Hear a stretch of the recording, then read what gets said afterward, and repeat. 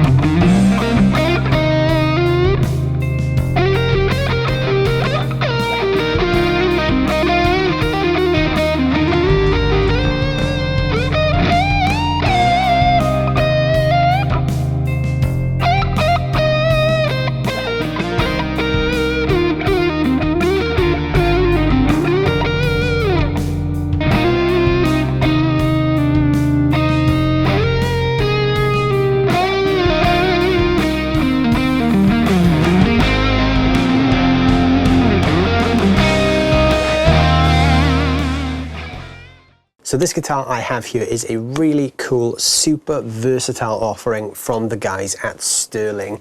If you're not familiar with Sterling, they are an offshoot of the Music Man guitar brand, which is part of the Ernie Ball family. So the Sterling guitars are Indonesian made. They sit in the sort of sub £1,000 mark. They're really fantastic instruments for not a lot of money. So if you're looking for something that feels pretty high end and pretty high spec, but you don't have a huge four-figure budget, the Sterling range is a pretty good place to start. So the Luke is the signature model from the guitar player Steve Lukather. Now, if you're not familiar with Steve Lukather, he is most known as the guitarist from the band Toto, but he's also a bit of an 80s session legend. So he's played on a ton of huge records, one of the biggest being the Michael Jackson track Beat It. So when Steve was looking for his ultimate guitar, he teamed up with Music Man to basically create a guitar that could do anything from super clean, funky session stuff right up to some high gain rock. So this is an incredibly versatile instrument, and it's all in one package. So if you're looking for something super versatile, keep watching this video. I think you're going to like some of the tones this thing has to offer. But before we start looking at the specs of this thing, I just want to say I'm not getting paid for this video. My friends at Sterling and Music Man have sent me this for a couple of days to shoot some videos with, along with a few other guitars, which will be featured on the channel very soon. So this color I have here is a color called Luke Blue. It's sort of like a metallic sky blue color. It's very nice in person. Hopefully the color is showing up nicely on the camera for you guys. This is also available in a color called Blueberry Burst, and there's like a sort of vintage sunburst type color as well. So the body of this is basswood or basswood, whichever way you want to say that. This is a solid color one, but if you had one of the ones in Blueberry Burst or the Sunburst, it would also have a flame maple veneer on the top as well. So on top of the body, we've got the Music Man style vintage tremolo. This is sort of their take on the classic non-locking vibrato. Very simple control layer on this. It's got a volume, and a tone, and a 5-way switch. The volume actually doubles as a push-push boost, so this is actually a 12 dB boost. So it works just by pushing down, so when the pot is in the down position, the boost is off. You press it, and the pot rises. Now the boost is on, and then off again. Got the master tone and the 5-way switch. So the 5-way switch on this makes it very, very versatile. Even though on the surface this is a twin humbucker guitar, the actual 5-way switch itself unlocks a couple of different exciting tones. So when it's in the down position, which we would call position 1, that would be just the bridge humbucker on its own. In the second position, we're actually splitting both the humbuckers now. It's the outside coil of each pickup. So it's this coil and this coil together in parallel. In the middle position, it puts both humbuckers back on, so they're working together now in parallel. In position 4, it splits them again, and it's the inside coils of both pickups in parallel. And then the up position, position 5, is just the neck humbucker. Like a lot of the guitars in the Sterling range, this has a roasted maple fretboard. and a roasted maple neck, and it comes stock with the locking Sterling Music Man tuners as well. And it's also got the classic 4-2 lineup on the headstock there. The locking tuners really add a nice tightness to the tuning on this, even though we've got the non-locking tremolo. They really help keep it nice and stable.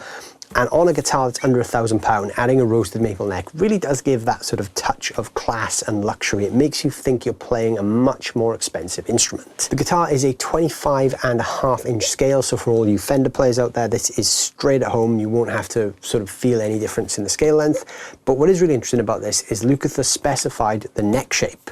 So this is actually a V-neck profile. So if you've never played a V-neck profile before, it's quite unusual. I personally don't usually like V-necks, but on this guitar, I do actually quite like it. It's quite comfortable. So where we have the curvature of the neck, on a V-neck, we actually have a very pronounced point. Now, you can't really see this in the camera. You can't see the point as such, but right here, you can feel it. So there's actually a point where the neck comes up, and then you can feel where that peak is. A lot of players like this because they say it gives your thumb nice support when it's on the back of the neck. I personally do prefer them slightly rounder, but this is a very comfortable V shape. And on top of that roasted maple fretboard, I should add, we've also got 22 narrow frets. These are kind of like those vintage Fender style frets, not the usual jumbo style frets you'd kind of expect to see on a super strat-ish kind of guitar like this. They're quite skinny, which is quite comfortable if you're used to playing vintage style guitars. It's got that kind of worn-in small fret feel. So it's a very comfortable instrument, and it's really designed for a player who needs a guitar that can do everything. So if you need big humbucker tones and then you need to switch to some clean, sparkly single coil stuff, and you need a boost, this guitar pretty much has the lot. I should also add the fretboard on this is a 12-inch radius. It's got those narrow frets with a 12-inch radius, so it kind of has a slight vintagey feel to it. It's not super modern feeling. If it had jumbo frets, it would feel a lot more modern, so there's definitely a nice kind of mix of old and new vibes with this guitar. And also the boost that we have is a powered boost. It's an active boost, so there's a 9-volt battery hatch here on the rear of the guitar. So the boost will only work when there's a powered battery in there. I'm going to plug this in now so you can hear what it sounds like. I'm going direct today into my Hughes & Kettner Black Spirit 200, which is running out of the Redbox DI in the rear of the unit via an XLR cable. I've got a IR of a vintage 4x12 cab set today. That's just going straight into my audio interface. So there's no cabs in the room. What you're hearing is a direct output from the amp. So here's how it sounds on the clean channel in all 5 pickup positions.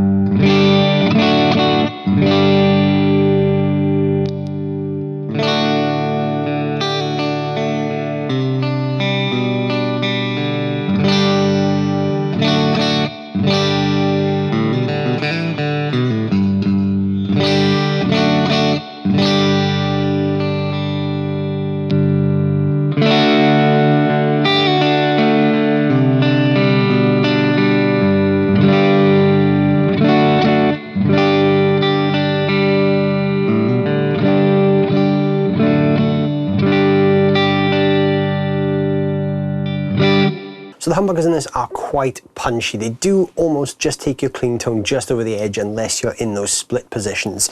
Now that was without the boost as well, so if I wanted to boost that clean sound, I could be playing on any of my pickup positions and I just hit that button there and it will give me that 12 dB boost.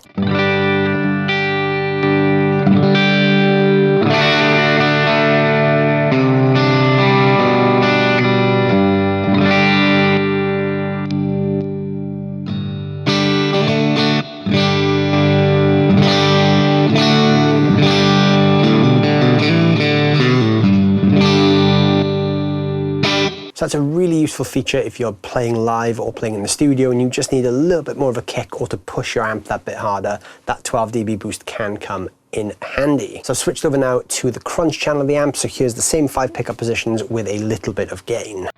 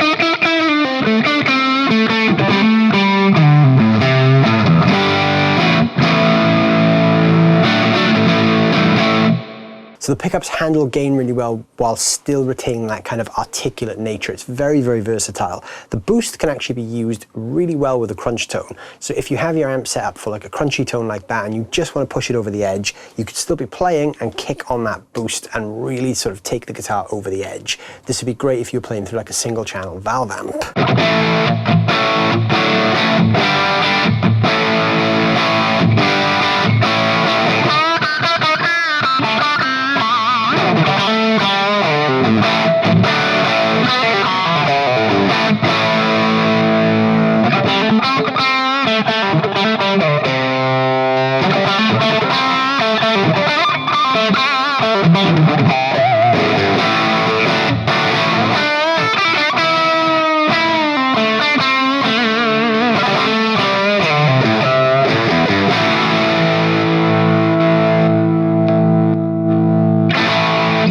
So this guitar does handle gain really well. You can hear that with the boost. The pickups still retain their clarity even when they're boosted. So now I've actually put the amp to a higher gain channel as well, so we'll see how this guitar reacts to another gain stage being put in.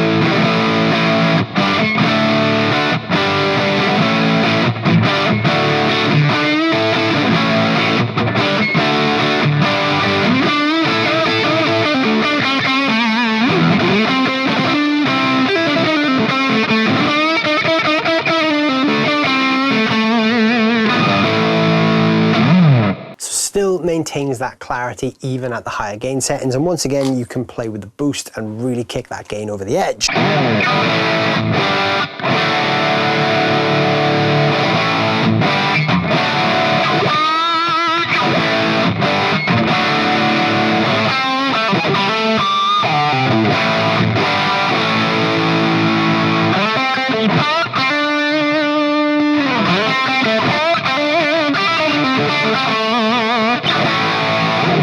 So everything you've heard so far has been with the tone control all the way up. So now I'm just going to play very quickly through all the positions in that same higher gain sound and just roll the tone control from full down to 0 so you can hear the range of it.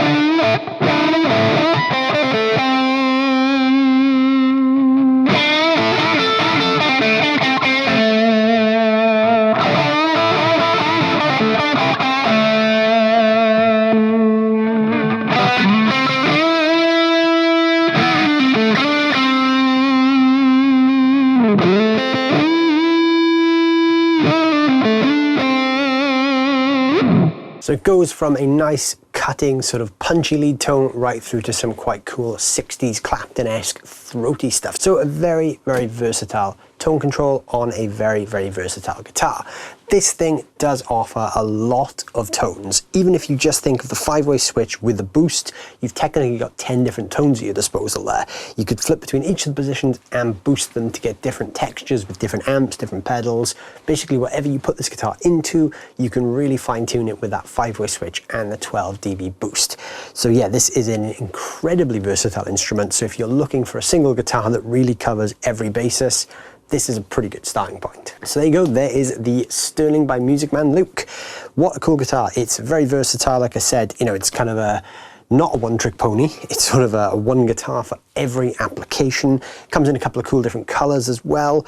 Even the V-shaped neck surprised me a little bit. Like I said, I wasn't actually a big fan of a V-shaped neck. It's not my favorite neck type. I wouldn't usually pick a guitar up that has a V, but this actually is surprisingly comfortable. I think they've not made it too extreme, because I've played some V-neck guitars where you can really feel the sort of the tip of the V. So yeah, this one's pretty comfortable. So if you're able to try one of these out, you may actually be converted on the V-shaped neck, because I don't know, maybe I'm starting to get converted.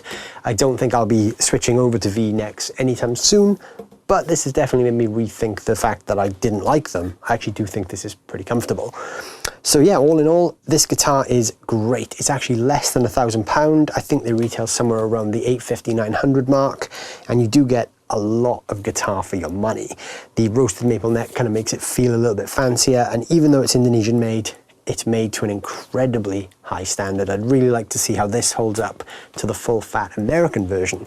I think it would definitely give the American one a good run for its money. Thank you guys so much for watching. I hope you've enjoyed this video. Let me know down below in the comments what you think of the tones from the Sterling by Music Man Luke. I'd love to hear what you guys think of this guitar, and if you've tried one, I'd also love to hear that as well. While you're down there leaving a comment, don't forget to hit the like and hit the subscribe button, and I'll see you guys very soon. Thanks for watching.